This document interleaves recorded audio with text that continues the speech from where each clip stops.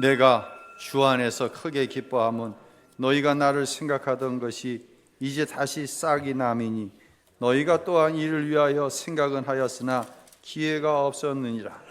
내가 궁핍함으로 말하는 것이 아니니라. 어떠한 형편에든지 나는 자족하기를 배웠느니 나는 비천에 처할 줄도 알고 풍부에 처할 줄도 알아. 모든 일 곧 배부름과 배고픔과 풍부와 궁핍에도 처할 줄 아는 일체의 비결을 배웠노라. 내게 능력 주시는 자 안에서 내가 모든 것을 할 수 있느니라. 아멘. 할렐루야. 지난 주간 목회 구상을 다녀왔습니다.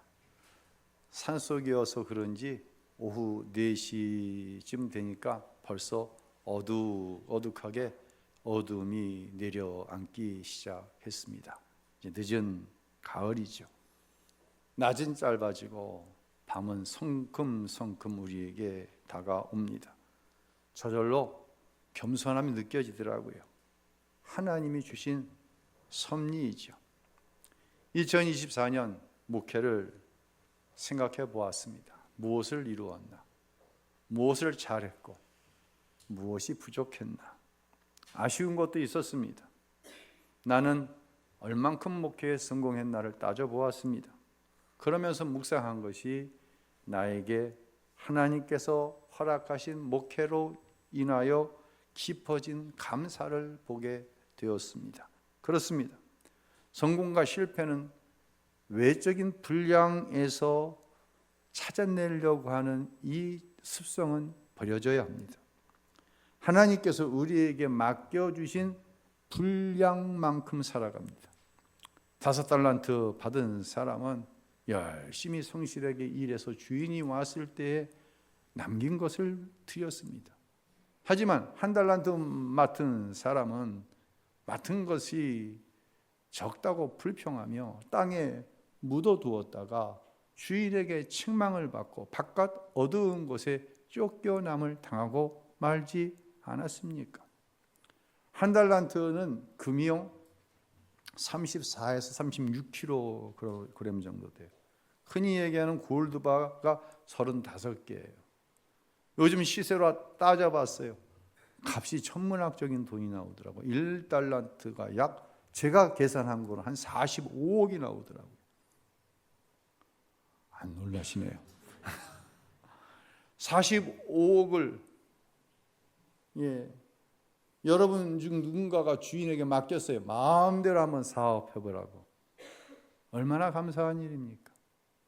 주인에 대한 잘못된 지식이 자기를 지배하고 있으니까 비교만 했지 받은 것으로 감사하지 못하고 결국 바깥 어두운 곳에 쫓겨남을 당하고 말았습니다. 실패한 인생이죠.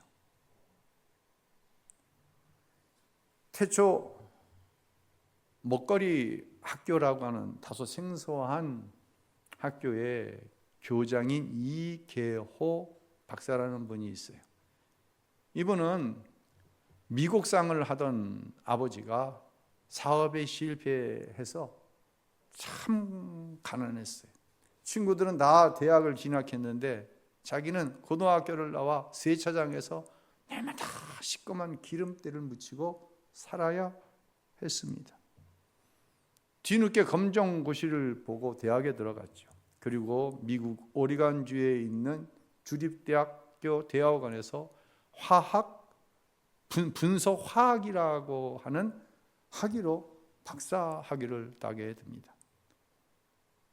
유학 중에 예수님을 인격적으로 만나는 은혜도 경험했습니다. 그 후에 이 박사는 잘 나갔습니다. 그의 꿈은요, 너무 가난해 진절머리가 나니까 꿈이 뭐냐면 그 당시에 이제 5만 원권이 있지 않던 시대니까 1만 원권을 냄비에 가득 채워놓고 물을 붓고요, 그걸 팍팍 끓여갖고 1만 원권이 우려낸 물을 실컷 먹는 거. 이게 꿈이었어요. 너무 가난하니까. 그러던 그가 전공과 전혀 관계없는 먹거리를 통하여 불치의 병에 걸린 환우들을 섬기는 일로 직업을 바꿔버렸어요. 왜 그랬을까요? 이규호 박사는 이런 얘기를 합니다. 내가 건강 문제에 관심을 갖게 된 것은 딸 때문이었습니다. 대학에 다니던 딸이 22세에 유방암에 걸렸고 3년 후에 재발해서 세상을 떠났습니다. 그때부터 왜 암에 걸리는지, 암을 예방할 방법과 재발을 막을 방법을 없는지에 관해 공부하기 시작했습니다. 그가 소개하는 딸은 누군가를 배려할 줄 아는 착한 아이였습니다. 심성이 착하고 선이 굵었지요. 항암 치료를 위해 주사바늘을 꽂을 때 간호사가 혈관을 잘못 찾는 경우가 있습니다. 여러 번 항암 치료를 하다 보니 주사바늘을 꽂을 혈관이 남아있지 않기 때문입니다. 이럴 때 짜증을 낼 법도 한데 딸은 괜찮다면서 간호사를 위로했지요. 딸이 마지막으로 한 말은 본인이 어떻게 된 이유는 모르지만 하나님에게는 무슨 뜻이 있을 것이라고 하면서 하나님께 감사하다는 것이었습니다. 이 박사는 딸이 하나님의 나라로 가면서 삶과 죽음, 행복, 건강 등에 대한 생각을 많이 하게 되었어요.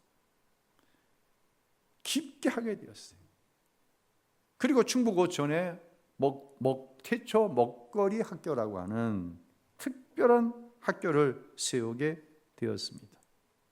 다시 말씀드리지만 그리고 불치의 병에 걸린 환우들을 섬기게 되었어요.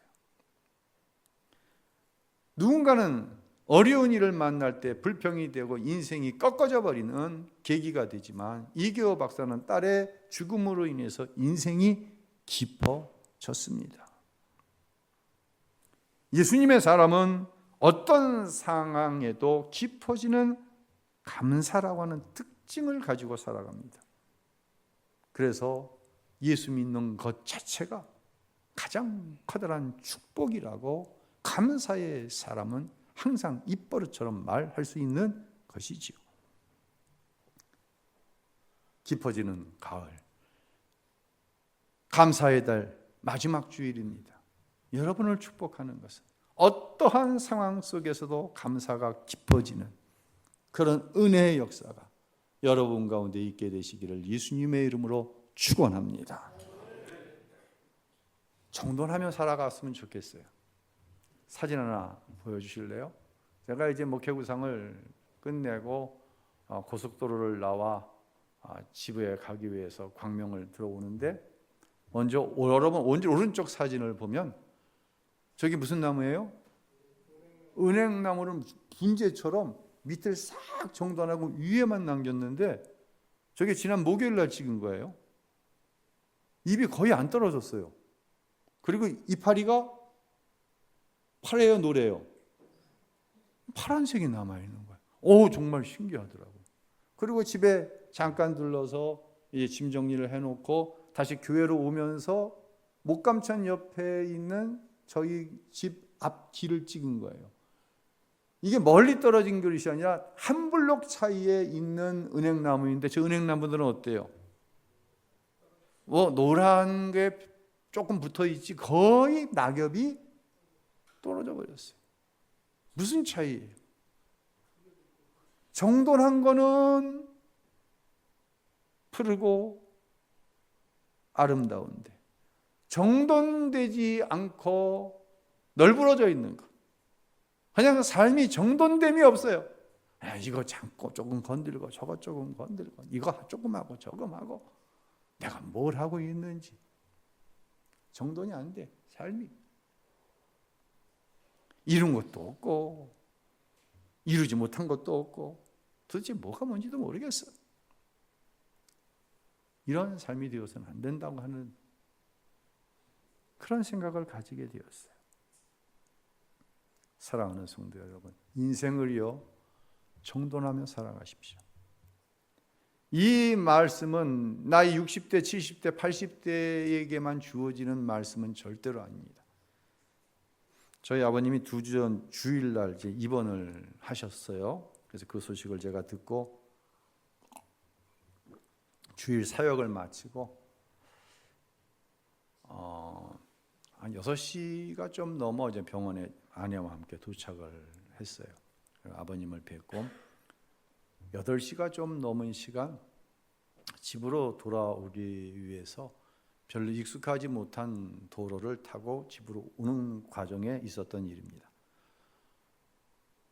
아내가 주일 오후 예배가 마쳐지면 이제 주일날 되도록이면 이제 많은 신자들하고 이제 대화를 나누려고 애를 쓰는데 대화를 하다 말 수도 있고 또 대화를 하고 싶었는데 하지 못한 사람도 있고 교회에 나오지 못한 사람도 있고 전화 신방을 하는 거예요. 그날도 차 안에서 전화 신방을 합니다. 근데 갑자기 제 핸드폰이 울리는 거예요. 근데 제 핸드폰은 자동차에 있는 블루투스와 연동이 되어 있어서 자동차 스피커로 이 통화 전화 벨 음이 들리는 거예요. 전화를 안 받을 수도 없고 전화를 받았어요. 그러니까 그 좁은 승용차 안에서 아내는 아내대로 스피커폰으로 스마트폰 자체의 스피커폰으로 대화를 하고 저는 승용차 안에 내장되어 있는 스피커폰으로 그러니까 이게 막 뒤죽박죽이 되니까 아내도 당황하고 저도 당황해서 아내는 속히 정리를 하고 전화를 끊었어요. 그 상황 속에 10차선 도로 왕복 10차선 정도 되는 도로에 제가 2차선에서 좌회전을 기다리게 되었습니다. 1차선은 유턴 차선이에요. 여전히 통화 중이죠. 막 그렇게 당황스러운 마음에 좌회전 신호가 떨어져서 자연스럽게 좌회전을 했는데 좌회전을 하면 앞에 달려가는 자동차에 후미등이 보여야 되잖아요. 후미등이 빨갛게 보여야 되는데 이게 웬일입니까? 차들의 전면에 있는 전조등이 다 보이는 거예요. 그 순간 막 상향등이 번쩍번쩍거리고 막 앞차에 있는 차들이 경적을 울리고 그 순간 저와 아내가 역주행하고 있다는 사실을 알게 된 거예요.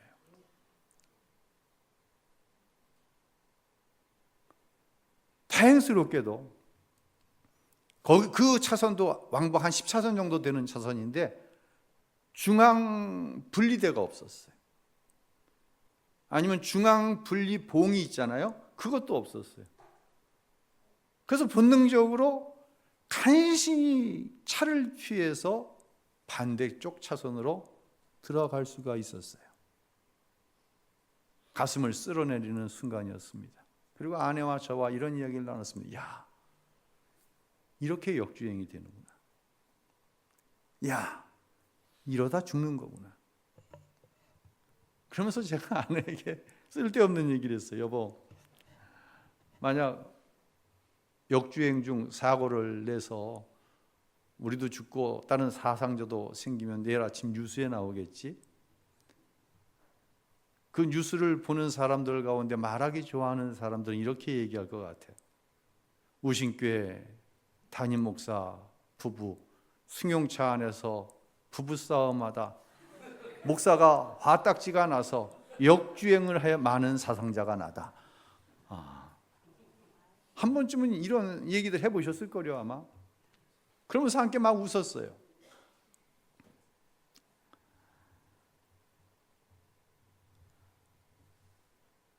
언제든지 어떤 장소에서든지 어떤 모습으로든지 죽을 수 있는 것이 인생입니다. 이런 깨달음이 오더라고요. 인생을 어떻게 하며 살아야 되겠다? 정리하며 살아야 되겠다. 제 아내는 가끔 가다가 지나친 얘기를 해요. 내가 오늘 죽더라도 사람들이 우리 집에 들어왔을 때 흉 떨리게 보이진 말아야지. 정리하며 살아가는 거예요. 특히 나를 추억하는 사람들의 기억 속에 우리 목사님은 감사의 사람이었어. 여러분을 기억하는 사람들의 머릿속에 아무개는 감사의 사람이었어. 아무개는 틈만 나면 불평하고 원망하고 사람들을 갈라내고. 여러분 준비하시기 바랍니다. 가을이 깊어지면 겨울이 오듯이 어느 순간 인생에 겨울이 성큼하고 들어오는 순간이 있어요. 그때 누군가가, 특별히 여러분의 자녀들이, 여러분이 남편이 아내가, 교우들이 나를 어떻게 기억하고 있을까?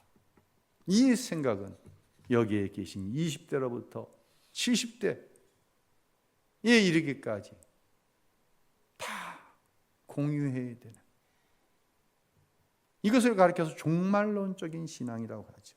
언제 주님이 오시더라도, 언제 내가 주님 앞에 서더라도 내가 어떤 모습으로 비춰질 것인가?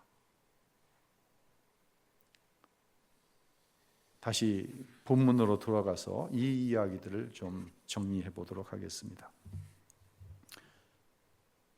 이스라엘 백성이 말입니다, 출애굽을 했어요. 10가지 기적을 애굽에서 경험했죠.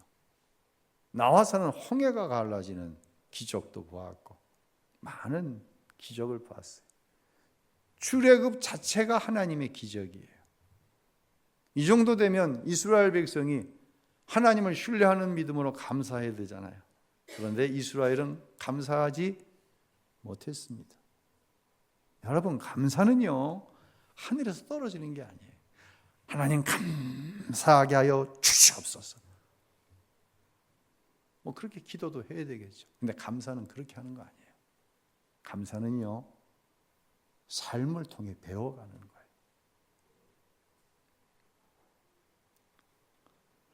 오늘 본문에 하나님은 사도 바울을 통해 우리에게 감사에 대해 이렇게 말씀을 하십니다. 읽어볼까요? 내가 궁핍함으로 이런 말을 하는 것이 아닙니다. 나는 어떤 처지에 있든지 자족하는 법을 어떻게 했어요? 배웠습니다. 나는 궁핍에 처할 줄도 알고 풍부에 처할 줄도 압니다. 나는 배부르든 배고프든 풍족하든 궁핍하든 모든 형편에 처하는 비결을 어떻게 했어요? 배웠습니다. 바울은 가난할 때도 부유할 때도 자족이란 뭐예요? 만족하는 거예요, 스스로. 현재의 상황에, 그 상황이 어떠한 상황이 되었든 만족하는 거예요. 즉 감사를 배웠다고 말합니다. 먼저 궁핍이라는 단어가 납니다. 궁핍은 외부적인 환경으로 인해서 내 현재의 상태가 비천하게 되어진 상태. 내가 지금 비천해졌어. 외부적인 요인으로 인해서. 바울은요, 비천할 수밖에 없는 상황에서 비천해지지 않는 법을 배웠다는 거예요. 분명히 저 정도 되면 비천해. 비참하다고 표현하면 편하겠죠? 비참해, 저 정도. 근데 바울은 비참해야 될 상황에서 비참해지지 않는 법을 배웠다는 거예요. 이게 감사예요. 다음으로는 물질적으로 풍족합니다. 풍부합니다. 풍부해지니까 시험에 들고 풍부해지니까 우쭐합니다. 누구든지 그래요. 그런데 그 우쭐한 상황에서 하나님과 사람과의 관계에서 승리하는, 풍부한데도 누군가의 관계를 잘 이루어가는 법을 어떻게 배웠습니다 라고 얘기하는 거예요. 이제 바울은 배부름, 배고픔, 풍부, 궁핍에서도 자족, 감사할 수 있는 모든 비결을 배웠습니다. 바울이 말하는 감사는요, 내가 하나님 앞에 뭘 어떻게 했더니 하나님께서 넘치도록 주셔서 얼마나 감사하지 몰라. 이 감사와는 전혀 다른 감사예요. 뭐 잘된 거 10개 중에 한두 개 놓고 아우 하나님께서 은혜를 베풀어 주셔서 나를 감사하게 하셔서, 이것도 좋지만 잘 되어지지 않는 이 8가지로 인하여서 자족하는 것, 만족하는 것, 이게 바울이 지금 말하고 있는 감사고 하나님께서 이 감사의 절기에 저와 여러분에게 하시고자 하는 말씀인 거예요. 2가지가 아니에요. 안 된 8가지로 자족하는 거예요. 감사하는 거예요. 오히려 예수님 때문에 겪지 않아도 될 그 고난, 비천함, 자족하는 거예요. 요즘 교회 안에요. 이번에 목회구상을 가서 목사님들하고 대화를 나누는데 죄송합니다. 이 30대, 40대, 50대 초반 죄송해요. 이단 같대. 뭐 같아? 이단. 엄마 이단. 이해하고 들어주세요. 엄마 이단에 빠지면은요, 자녀들의 삶에 자족, 감사가 없어요. 왜냐하면 아이들이 자족하고 감사를 배울 수 있는 기회를 엄마가 다 차단시켜 버리는 거예요. 이렇게 아이들을 쇠뇌합니다. 애야, 인생에 불이 너한테 오면은 그 불 엄마가 감당할게. 얘야, 물 가운데 지나가는 고난이 너한테 오면 그 고난 엄마가 감당할게. 넌 염려하지 마. 넌 꽃길만 걸으면 돼. 이렇게 세뇌를 합니다. 아이들. 도대체 배고픔과 궁핍, 비천함을 경험할 기회를 주지 않는 거예요. 그러니 아이들이 물 가운데서 불 가운데서 터득할 수 있는 자족, 감사 모르는 거예요. 아이들이. 여러분 속지 마세요. 언제 다 나타나냐? 아이들이 스스로 쓸만하잖아요. 부모가 자기 대신 물 가운데 불 가운데 들어갔던 거 기억 안 합니다. 기억 안 하는 정도인 줄 아세요? 부모 버립니다. 그러니까 부모 이단에 빠진 사람들 정신 차려야 돼요. 이건 사랑 아니에요. 이건 본능에 충실한 거예요. 이건 절대로 신앙이 아니에요. 자녀의 결정이 잘못되면요, 잘못되었다고 말해줄 수 있어야 됩니다. 잘못됐어요. 잘못된 결과를 자녀가 감수해야 돼요. 이때 부모가 끼어드는 거예요. 그 잘못된 결과, 네 결정으로 잘못되어진 결과 엄마가 감당할게. 넌 꽃길만 가. 넌 신경 쓰지 말고 넌 너 길 가. 이건 한계가 있어요. 어느 순간 부모가 먼저 번아웃이 되는 거예요. 아무것도 못하는 거예요, 부모가. 아이는 더 이상 방향을 잘못 잡고 가다 보니 돌아올 수가 없는 지경에까지 가버리는 거예요. 이 출발점에서 부모가 자녀에게 이건 잘못됐어. 그래도 아이가 잘못된 길을 가겠다고 합니다. 그래, 가봐. 갔습니다. 거기에 대한 결과를 아이가 책임질 수 있게 해야 돼요. 이때 아이가 자족함을 배우기 시작하는 거예요. 이때 아이들이 감사를 배우기 시작하는 거예요. 내 자녀가 본인이 원하는 행동으로, 결정으로 실패해 힘들어할 때 그 힘든 길을 자녀가 가게 해야 하는 거예요. 하나님은 이사야 선지자를 통해 우리에게 이렇게 말씀하십니다. 이사야서 43장 2절 함께 읽습니다. 내가 바다를 건널 때 내가 너와 함께 하겠고 내가 강을 건널 때 휩쓸리지 않을 것이다. 내가 불속을 걸어갈 때 타지 않을 것이고 불것이 내 몸을 태우지 못할 것이다. 어느 때 바다를 피해갈 때가 아니에요. 바다 피해가야지. 혹시 바다로 들어갈 일 있으면 엄마가 들어갈게. 아니에요. 내 자녀가 바다를 건너야 돼요. 내 자녀가 강을 건너야 돼요. 내 자녀가 불 속에 걸어가야 돼요.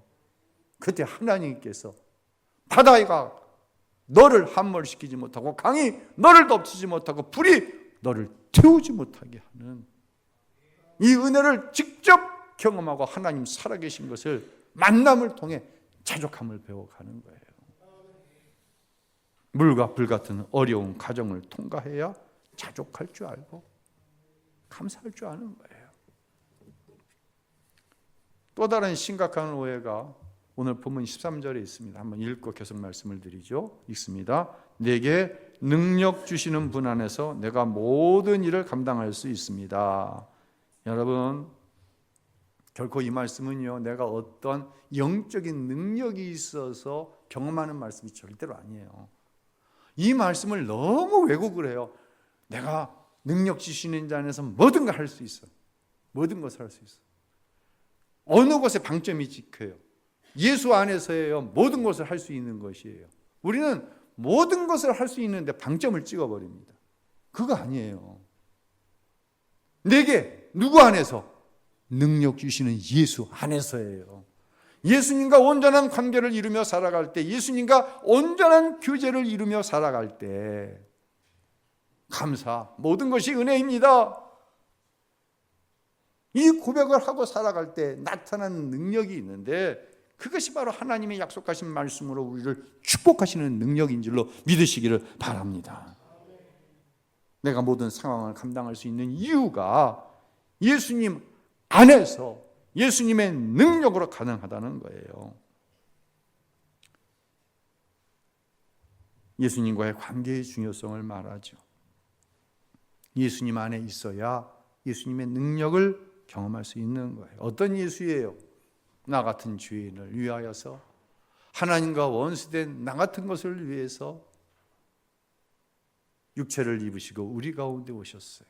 그 성탄을 우리는 기대합니다. 오셔서 어떻게 하셨어요?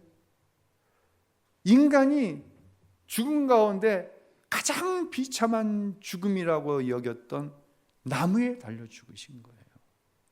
즉 가장 비천한 죽음을 죽으신 거예요. 누구를 위해서? 저와 여러분을 위해서. 예수님은 비천한 죽음으로 끝내지 않았습니다. 여기에 예수 안에 능력이 얘기가 되는 거예요. 하나님께서 그 가장 비천한 자리에 순종하여 죽으신 예수 그리스도를 모든 만물 가운데 뛰어나게 하셨어요. 모든 만물이 그 앞에 무릎을 꿇고 그분을 주라 고백하게 하셨어요. 할렐루야. 이것이 바로 내게 능력 주시는 그 예수 안에서 내가 모든 일을 감당할 수 있다고 하는, 모든 능력을 경험하며 살아간다고 하는, 어떤 상황에서도 자족하고 감사할 수 있다고 하는 말씀의 근거인 거예요. 이건 결코 하늘에서 뚝 뭐가 떨어지듯이 내가 영성이 있으니까, 내가 영적인 능력이 있으니까 하나님께서 나를 도와주실 거예요. 우신교회 안에 이런 얘기하는 사람이 있으면 안 돼. 예수 안에서, 예수님 때문에, 예수님과 동행하니까, 예수 안에서 자족하는 법을 배워 아니까. 할렐루야. 이 감사의 절기에 여러분은 이 질문에 대한 분명한 답을 가지고 감사의 절기를 지나가셔야 됩니다. 정말 2024년 하나님께서 나에게 베풀어 주신 은혜가 감사의 제목이 되어야 돼요. 감사할 게 뭐 없네. 감사할 게 없어요. 그 눈을 가지고 보면. 그러니까 자꾸만 모든 것을 할 수 있다는 얘기 나오는 거예요. 그렇게 체면 걸고 그렇게 구호를 외치는 거에 한계가 있어요. 막상 감사하려고 보니까 감사할 게 없는 거예요. 2025년 하나님께서 주실 은혜와 축복이 미리 감사가 되어지는 거예요. 근데 기대감도 안 생기는 거예요. 기대감이 안 생겨. 여러분, 이 질문에 대한 분명한 답이 있어야 돼요. 나는 2024년 하나님 앞에 어떤 은혜와 복을 받았는가? 2025년 하나님께서 나를 축복하실 분명한 믿음, 기대감이 내 안에 있는가? 이 질문에 대한 대답이 여러분 안에 있게 되시기를 바랍니다. 그러지 않으면 나는 안 믿는 거예요. 안 믿는 거예요. 지금 바울은요, 이 빌립보서를 어디에서 쓰고 있어요? 빌립보 감옥에서 쓰고 있어요. 그러면서 자족을 얘기하는 거예요, 지금. 어느 이름만 되면 알만한 인기 가수가 이런 의미 있는 얘기를 했어요. 인기라고 하는 것이 장대 높이 뛰기 같다. 막 발돋움을 해가지고 장대로 땅을 퍽 짚고 쉬 올라서잖아요. 최고로 높이 올라갔을 때, 야, 그 기분이 정말 굉장하다는 것이죠. 그런데 그 최고로 올라가 있는 순간이 몇 초나 될까요? 몇 초나 되겠어요? 몇 초나 될까? 윤순진 집사님 몇 초나 될까? 정점에 올라가 있는 시간 100분의 5초? 그럴 수도 있어요. 네. 그 뒤에는 어떻게? 내려오는 거예요. 떨어지는 거예요. 이게 인기라고 그러더라고요. 여러분, 이게 우리가 사는 인생살이에요. 예외 없어요. 예외 있는 척 하는 거예요. 그러면서 이 가수가 행복은 무엇인가에 대한 스스로의 정의를 이렇게 내리더라고요. 내가 있어야 할 그곳에 있는 것이 행복입니다. 가수는 어느 곳에 있어야 행복한 거예요? 무대에 있어요. 노래할 때 행복한 거예요. 저는 이 이야기를 이렇게 들었어요. 내가 있어야 할 곳은 예수님 아니고 내가 가장 행복할 때는 예수님과 함께 있을 때이어야 한다. 내가 있어야 할 예수님 안에 있을 때, 내가 예수님과 동행할 때 가장 분명하게 현실적으로 나타나는 게 그 증거가 바로 감사예요. 보면 알아요. 누가 예수님 안에 있는지 이렇게 보면 알아요. 이야기하면 알아요. 여러분 다 알아요. 감사가 있느냐, 감사가 없느냐. 예수님 안에 있는데 어떻게 감사가 없어요? 내가 예수님과 지금 깊이 교제하고 있는데 동행하고 있는데 어떻게 감사가 없어요? 감사할 때 바로 그 감사를 주신 예수님으로 인해서 내가 모든 것을 감당할 수 있는 거예요. 이게 자족이고 이게 감사인 거예요. 지금 바울은 공간적으로 감옥에 있지만 여전히 예수님 안에서 여러분과 저를 예수님 안에 있는 자족이 무엇이고 예수님 안에 있는 감사가 무엇인지를 분명하게 선포하고 있는 거예요. 오늘 오후에 전도에 대한 이야기 할 텐데요. 전도는 뭐예요? 이 선포가 전도예요. 예수님 안에서 주어진 감사가 가장 큰 능력이 되어서 여러분의 삶 속에 두 가지 잘된 일이 아니라 잘못되어진 8가지가 예수님 안에서 자족되어지고 감사되어지고 그것이 능력이 되어져서 예수의 이름으로 승리하며 살아가는 우리 우신교회 모든 성도님들이 되시기를 예수님의 이름으로 간절히 축원합니다.